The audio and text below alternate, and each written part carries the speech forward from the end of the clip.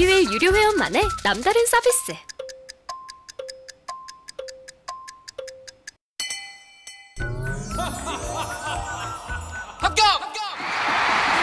합격하고 돈도 받는 혜택. 오직 에듀윌 유료 회원에게만. 무료 합격!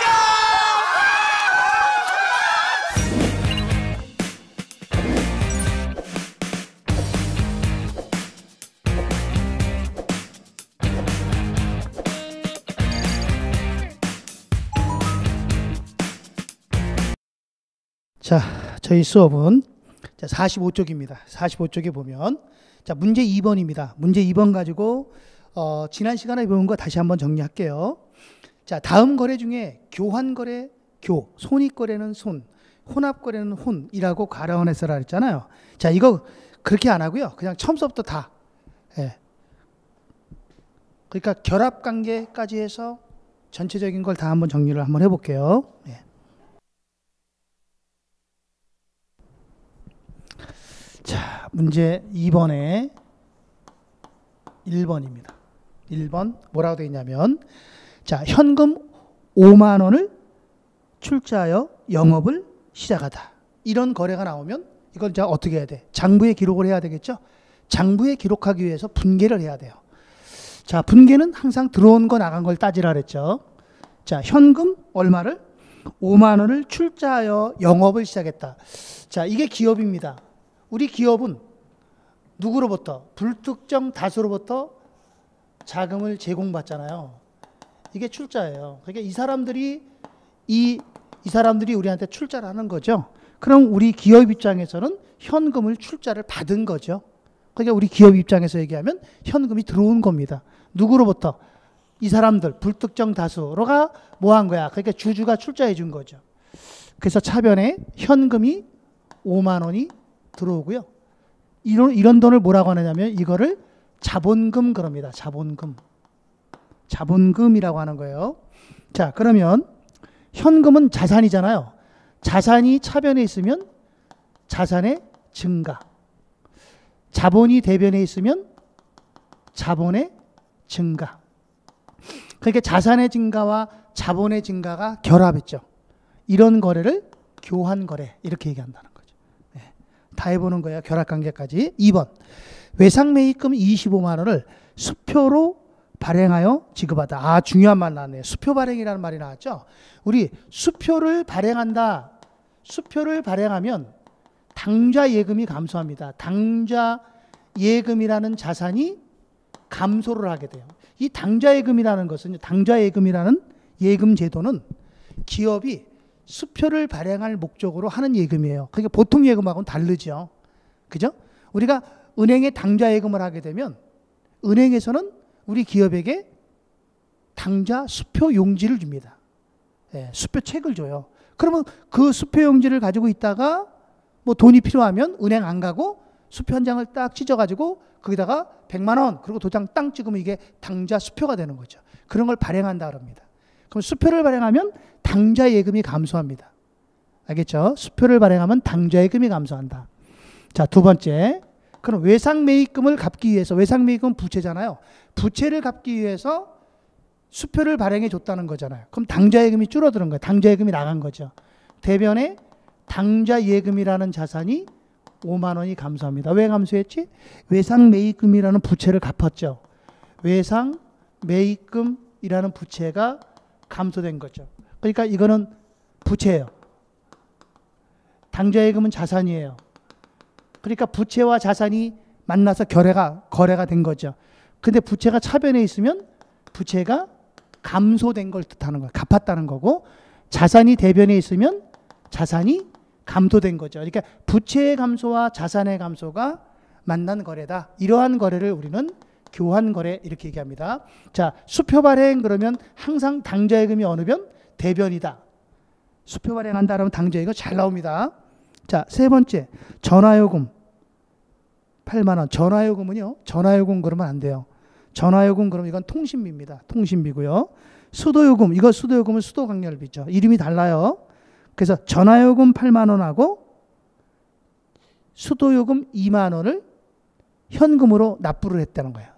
그러면 자, 분개하게 되면 어떻게 되겠어요? 현금이라는 자산이 10만 원이 나갔죠. 8만 원, 2만 원. 현금이라는 자산은 10만 원이 나가고.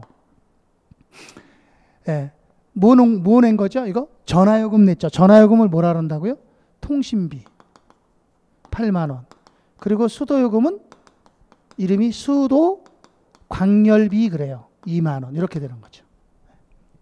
자, 현금은 자산이에요. 통신비하고 수도 광열비는 얘네 둘은 둘 다 비용이에요. 그러면 자산과 비용이 만났잖아요. 자산이 대변에 있으면 자산이 감소된 거고 비용이 차변에 있으면 비용이 생긴 거예요. 발생한 거죠. 비용이 발생했으니까 이거는 무슨 거래? 손익거래가 되는 거죠. 이러한 거래가 나타나면 당기순이익은 감소합니다. 당기순이익은 줄어요. 예, 이거 손익거래인데 당기순이익이 준다. 그럼 1번하고 2번은 당기순이익하고는 전혀 영향이 없다는 거죠. 예, 네 번째. 자, 원가 20만 원의 상품을 25만 원의 외상으로 매출했다. 자, 얼마짜리를? 20만 원짜리를 25만 원에 팔았다는 거 아니에요. 그럼 여기서 이익이 생겼죠. 얼마가? 5만 원. 이 이익을 상품 매출 이익 그럽니다. 상품을 팔은 거예요.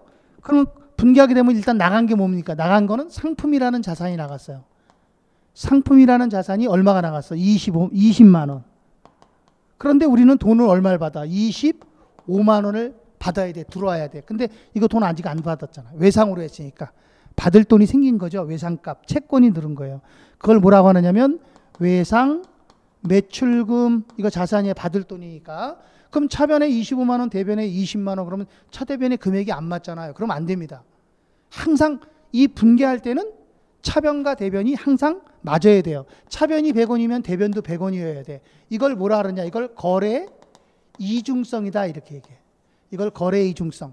하나의 거래가 생겨나면 차변 거래 금액과 대변 거래 금액은 항상 같아야 된다. 이게 거래 이중성. 이중성이라는 것은 이중적인 성격. 둘 다 기록한다는 얘기예요. 차변과 대변에. 자, 그럼 여기 5만 원 차이 나죠? 이걸 뭐라고 하느냐면 이것을 상품을 팔아서 생긴 이익이다. 상품, 매출, 이익, 얼마? 5만 원. 그러면 차변 금액이 똑같죠. 차대변의 금액이. 자, 그러면 이제 결합관계는 외상 매출금은 자산이고요. 상품도 자산이에요. 근데 상품 매출 이익은 수익이잖아요. 자산이 차변에 있으면 자산이 증가된 거고요. 자산이 대변에 있으면 이거 감소한 거예요. 그러니까 외상 매출금이라는 자산은 증가하고 상품이라는 자산은 감소했다는 거죠. 근데 자산의 증가가 더 크잖아요. 그래서 5만 원만큼 수익이 뭐 된 거야? 발생한 거죠. 수익 발생. 그러면 자산은 재무 상태인데 그 밑에 손익계산서, 경영성과가 있잖아요. 그죠? 그래서 재무 상태와 경영성과가 같은 변에 있으니까 이게 혼합됐다. 그래서 이걸 혼합거래 이렇게 얘기한다는 거죠. 혼합거래. 자, 5번에 단기 대여금. 단기 대여금은 돈을 빌려준 겁니다. 단기 대여금. 대여는 빌려주는 거예요. 에 대한 이자 5천 원을 현금으로 받다. 자, 그러면 어떻게 돼요? 현금이라는 자산이 들어왔죠. 현금이라는 자산이 5천 원 들어오고요. 이자를 받았잖아요. 이자를 받으면 이걸 뭐라 하냐면 이자 수익 그럽니다. 이자를 받았을 때 이자 수익. 이자를 지급하면 이자 비용. 이렇게 되죠. 자, 현금이 차변에 있어요. 그럼 이거는 자산의 증가. 이자 수익은 수익입니다. 이거는 수익의 발생이죠.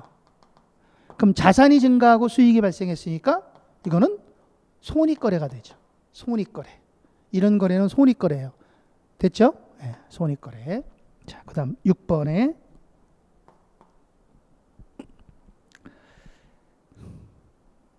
5번이 이게 6번이네요. 이게 6번이고요.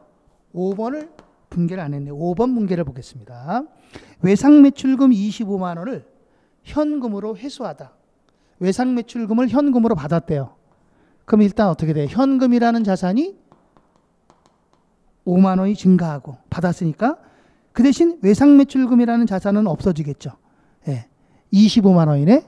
예. 그럼 여기는 이 외상 매출금 얘가 없어지는 거예요. 요 외상 매출금이 이제 받았으니까 대변으로 없어지는 거죠. 대변의 외상 매출금이라는 자산이 감소 25만 원. 자, 그러면 현금은 자산. 자산의 증가. 외상매출금도 자산. 자산의 감소. 자산의 증가와 자산의 감소가 결합했으니까 교환거래. 그래서 이 5번 거래는 당기순이익에는 영향을 주지 않는다. 이렇게 보시면 돼요. 자, 6번.